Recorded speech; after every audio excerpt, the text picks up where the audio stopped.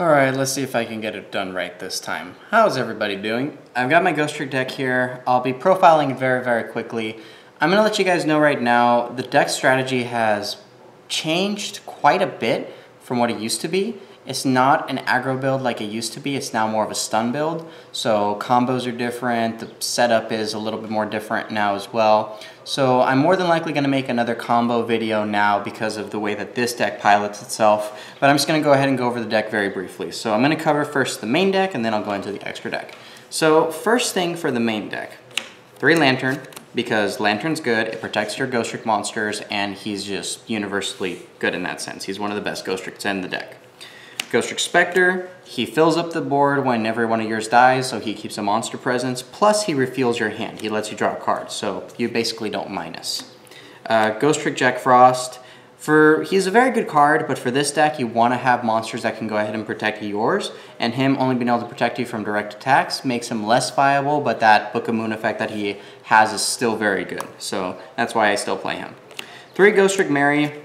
I play 3 because it always depends on how many Ghostricks you're running into the deck that you want to summon onto the board. So Ghostrick Mary is very good because I have 9 different targets that I could definitely say that I would search out for her. So I go ahead and have her because she has a lot of options. On to the level 2s. I have 1 Ghostrick Doll. For the way that my deck runs, I'm not really trying to get Doll onto the board and just kind of keep her there. I want to only use her one time, get my Jiangshi or get just basically my Warwolf out from my deck, and then just go ahead and just sit on that. And that's pretty much all I want to do. I don't want her because her effect of forcing you to go ahead and flip everything face down if her effect goes off, I need to have monsters face up. So for my deck, I only like her at 1, just for one time effect. I have a Ghostrick Nekomusume. She's part of the new lockdowns that I have. My deck has become a stun build, so she is part of that. She basically forces my opponent's monsters to go into face down defense position when they're summoned. So I'll explain that later on, but yeah, I play 2 of her because I only need 2. 3 is cloggy. 1 just basically kills the combo because she can easily be countered at that point, so you need to have at least a couple ways to get her out. Next up for the level 2s, I have 2 Ghostrick Witch. I like Ghostrick Witch. Her Book of Moon effect is really handy and really useful, and at the same time I just like her because she's also 1200 attack, which is pretty decent for a level 2 monster, and yeah, just those reasons. On to level 3s. 3 Ghostrick Jiangshi. For a pure Ghostrick deck, you want to be playing at least 3 of him because you're going to be using his effect to go ahead and just search out all of your deck at one point. And he's just really handy to have overall because he combos a lot with a lot of the other cards like Ghostrick-Go-Round, with Ghostrick Scare. He's going to be basically the card that's going to set you off with everything. Next up I have 2 Ghostrick Warwolf. I like Warwolf because of the fact that one of the biggest problems that the Ghostricks have is that they stall for time and they set up their board without being able to do much in the process. So at least with him, I start poking away at my opponent's life points, he starts to do something, and then my opponents kind of get distracted trying to take him out instead of trying to take out the real problems in my deck. At least that's kind of how I see it anyways. He's been really good to me, I like him very much. And 1 Ghostrick Stein. I play 1 of him because I have ways of getting him back and I can search him out very easily with my other cards. So I don't really need to worry about having to have multiples of him. He has a really good effect, but again, I have ways of getting him back. Next up on my list, I have 3 Ghostrick Mansions. This is a star for my spells. I like Mansion the most out of all the field spells because it protects you most effectively. Ghostrick Museum just gives you more of the same. It's just basically flipping monsters face down, but that's pretty much all Ghostricks do, is just flipping your opponent's monsters face down. So a field spell that's only doing more of the same is good in some senses, but for Ghostrick it really isn't. I like this card because at least it does something different. It halves all the damage for you. It protects you a little bit better in that sense. Ghostrick Parade is not bad because it's a good search card, but the trade-off for not being able to deal your opponent any damage, I just don't think is worth it. Next up in spells, I have 2 Recurring Nightmares. Basically, this is one of the ways I use to get back Stein, but I can also use this to get back Lantern, get back Specter, or get back Dullahan from your extra deck if you just need to recycle him for another few times. And yeah, that's what I got. Next up in the spells, I've got 2 Swords of Concealing Light. You use this for one of two things. One is that you're going to go offensive and you're going to go try and OTK your opponent because you can flip all of their monsters face down, combo this with Ghostrick Mansion, and then just attack your opponent directly, or go defensive and just basically stall for 2 turns until you can set up your board even further. Staples, Book of Moon because it meshes with the deck perfectly. Then I play 3 MSTs because another problem that Ghostricks have is that they don't have a lot of ways to answer back row, so without having Heavy Storm in the format, this is the next best means of doing so. You can play more cards like Dust Tornado, Twister, Artifact, Ignition, or Movement, whatever it is, and just go ahead and get combos going off with that. Now onto the traps. I play 3 Ghostrick Go-Round. I like Ghostrick Go-Round very, very much. It's the best rotator in the deck in my opinion. Rotator is just kind of my term for flipping your opponent's monsters face down along with yours as well. That's just kind of how I call it now.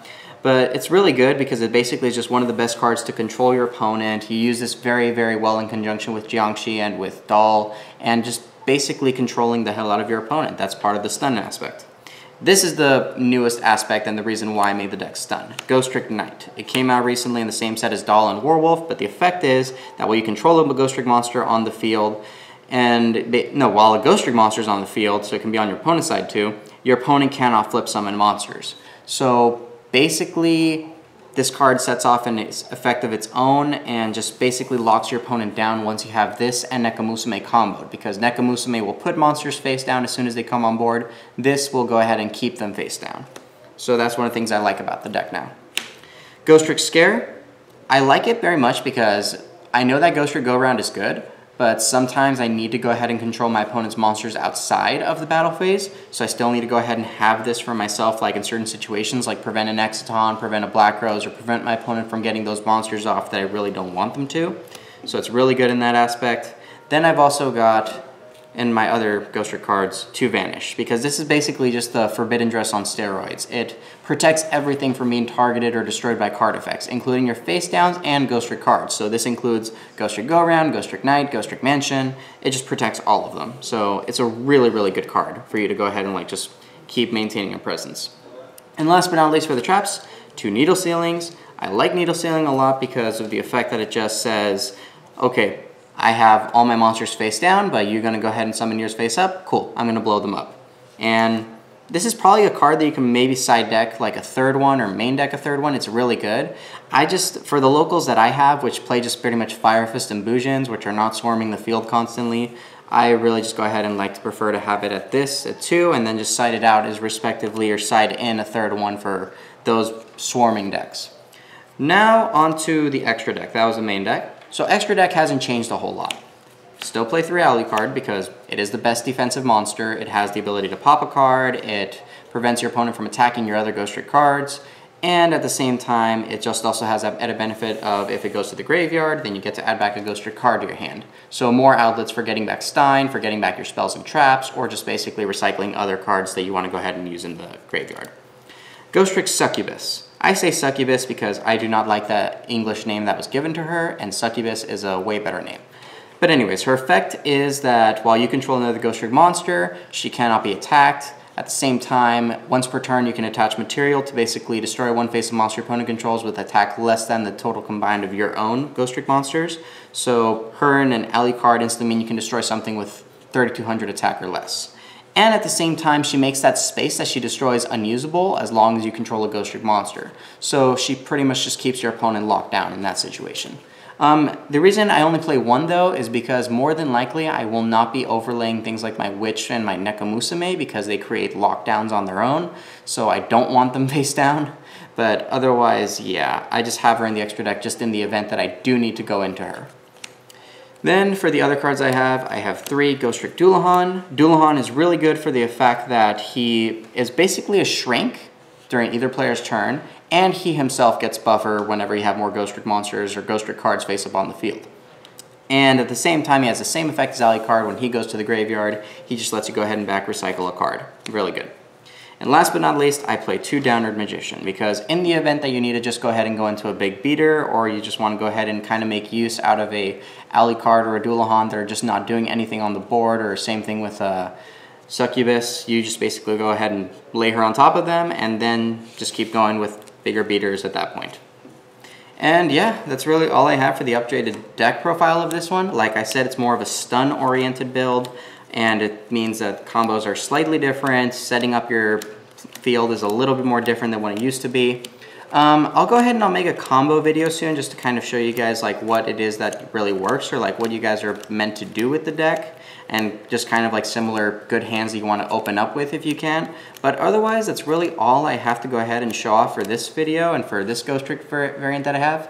Thanks everybody for watching. I hope you liked it. Comment down below any thoughts or anything maybe that you might go ahead and like add to it or test out of your own. But otherwise, this has been Jaku, and I'll catch you guys later.